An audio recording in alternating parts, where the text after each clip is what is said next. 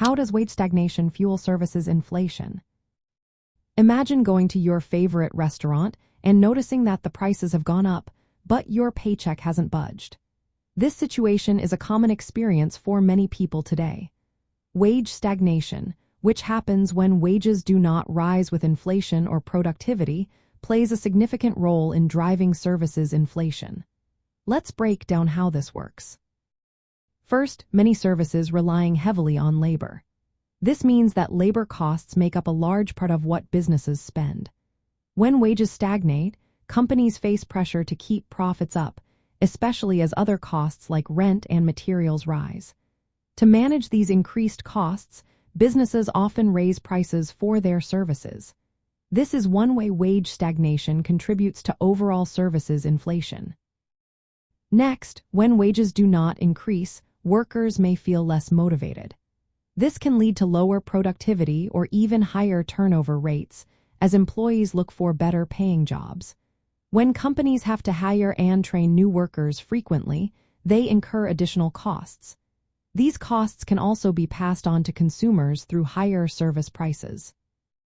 Wage stagnation can also limit how much money consumers have to spend.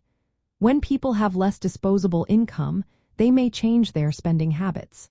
Service providers might respond by raising prices for essential services, where demand remains steady, even if wages are stagnant.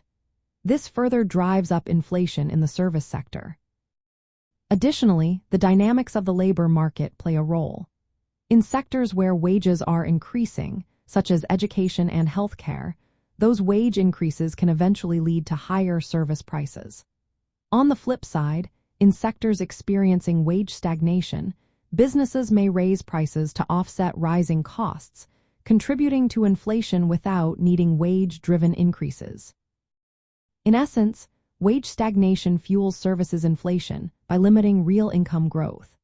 This situation pressures businesses to raise prices to cover rising non-labor costs and address issues related to productivity and turnover. This relationship is particularly important in labor-intensive service sectors, where wages and prices are closely connected. Understanding how these factors interact is key to grasping the broader picture of inflation in the services sector.